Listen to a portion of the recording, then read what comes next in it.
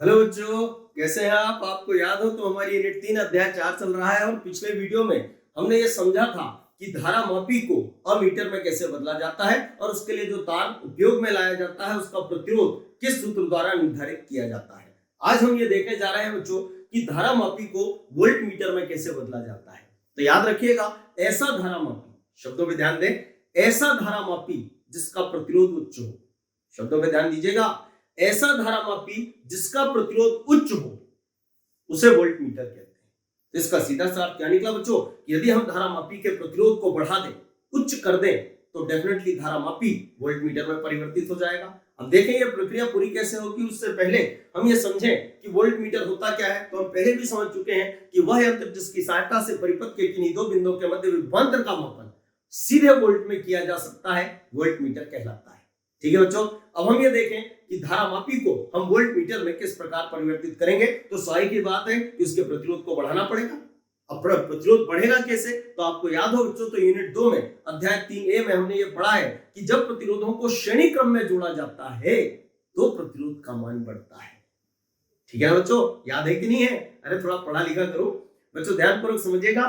तो जब हम प्रतिरोधों को किस क्रम में जोड़ते हैं? श्रेणी क्रम में, तो प्रतिरोध का मान क्या होता है? बढ़ता है। तो यदि हमें धारामापी के प्रतिरोध को बढ़ाना हो, मतलब उसे वोल्ट मीटर में परिवर्तित करना हो, तो हमें उच्च प्रतिरोध का तार उसकी कुंडली के साथ, मतलब धारामापी की कुंडली के साथ श्रेणी क्रम में जोड़ना होगा। तो ध्यानपूर्वक समझिएगा कि धारामापी को वोल्ट मीटर में कैसे बदलते हैं। तो हम कहेंगे धारामापी को वोल्ट मीटर में परिवर्तित करने के लिए इसकी कुंडली के साथ एक उच्च प्रतिरोध का तार श्रेणी क्रम में जोड़ा जाता है, जो आपको इस चित्र में दिखाई देगा। बच्चों ध्यान से देखिएगा, ये जो आप देख रहे हैं ये लगभग धारामापी का चित्र है और धारामापी की जो कुंडली है उसके बच्चों ये दो सिरे हैं। हमने इस एक सिरे के साथ एक उच्च प्रतिरोध का तार श्रेणी क्रम में जोड़ दिया है। तो अब ये जो यंत्र दिखाई दे रहा है आपको बच्चों, ये धारामापी नहीं, ये वोल्ट मीटर है। अब प्रश्न उठता है, ये जो उच्च प्रतिरोध का तार जोड़ा गया, मान लो इसका प्रतिरोध कितना है? R। तो इस R का मान कैसे निर्धारित किया जाएगा?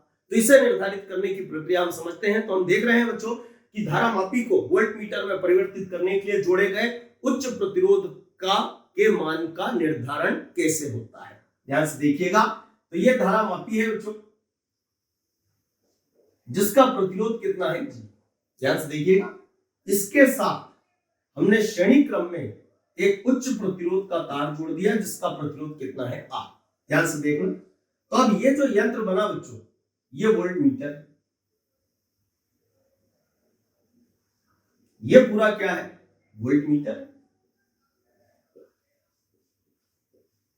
बच्चों वोल्ट मीटर क्या करेगा? तो ये परिपथ के किन्हीं दो बिंदुओं के मध्य विभवांतर का मापन वोल्ट में करेगा। तो ध्यानपूर्वक समझिएगा, हमने इसके सिरों के मध्य उस परिपथ के उन दो बिंदुओं को जोड़ा बच्चों जिनके सिरों के बीच विभवांतर कितना है? V, जिसका हमें क्या करना है? मापन करना है। अब ध्यानपूर्वक समझिएगा, ये प्रक्रिया पूरी कैसे होगी। तो मान लो जैसे ही हमने ये विभवांतर लगाया तो इसमें क्या प्रवाहित हुई? विद्युत धारा। वो विद्युत धारा कितनी है बच्चों? IG। क्यों? धारामापी में जाएगी।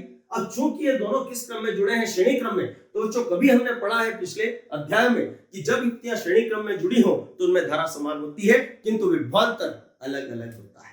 ठीक है बच्चों, अब ध्यान से देखिएगा, इस चित्र में हमने दर्शाया क्या?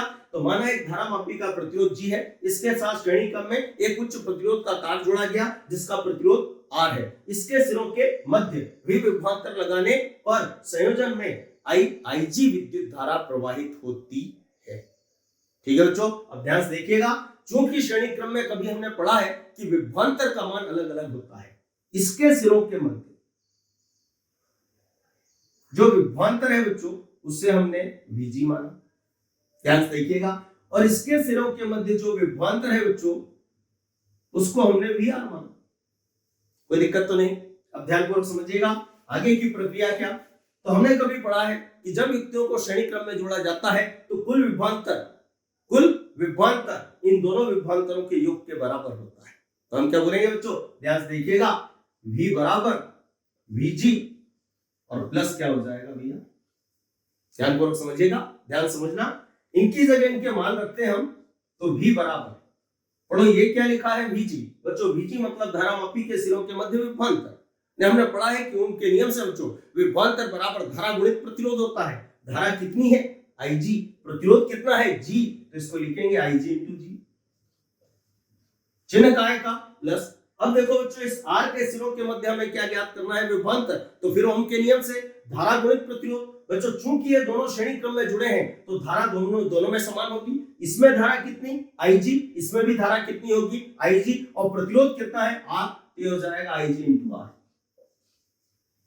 IG into R। बच्चों हमारा उद्देश्य इस R का मान ज्ञात करना है, तो आप देखेंगे इन दोनों पदों में IG कॉमन है तो इसको कॉमन निकाल देते हैं।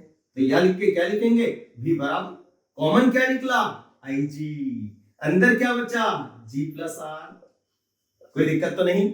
बच्चों हमने इस IG का इधर पक्षांतर कर दिया तो उधर बचेगा G प्लस R, उसको पहले लिख लेते हैं। तो यह लिख के क्या लिखेंगे, G प्लस R बराबर V बटे क्या हो जाएगा IG।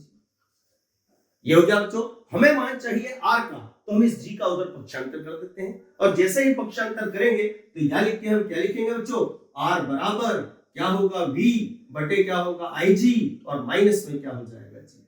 और ये बच्चों उस श्रेणी क्रम में जोड़े गए उच्च प्रतिरोध के तार के प्रतिरोध का निर्धारण करने के लिए आवश्यक सूत्र होता है।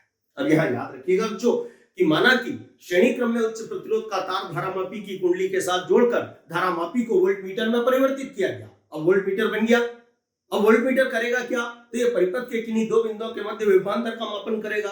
तो प्रश्न उठता है कि इसे परिपथ में जोड़ा भी तो जाएगा, तभी तो विभवांतर का मापन करेगा। तो याद रखिएगा बच्चों कि वोल्टमीटर को परिपथ में सदैव, शब्दों पे ध्यान दीजिएगा कि वोल्टमीटर बनाने के लिए धारामापी की कुंडली के साथ उच्च प्रतिरोध का तार श्रेणी क्रम में जोड़ा जाता है, और जब वोल्टमीटर बन जाता है तो विभवांतर का मापन करने के लिए उसे जब परिपथ में जोड़ा जाता है, तो याद रखिएगा बच्चों कि वो परिपथ में सदैव समांतर क्रम में ही जोड़ा जाता है। ठीक है बच्चों, और याद रखिएगा वोल्टमीटर का प्रतिरोध उच्च होता है, तो इसका अर्थ क्या निकला बच्चों कि यदि वोल्टमीटर का प्रतिरोध बहुत ही ज्यादा हो तो वो आदर्श हो जाएगा। तो बहुत ही ज्यादा मतलब क्या, अरे तो अनंत हो जाए। तो इसका अर्थ क्या निकला बच्चों कि जो आदर्श वोल्टमीटर होता है उसका प्रतिरोध अनंत होता है। ठीक है, तो याद रखिएगा बच्चों ये सारी बातें। आज के वीडियो में हम इतना ही रखते हैं, अगला टॉपिक हम अगले वीडियो में डिस्कस करेंगे।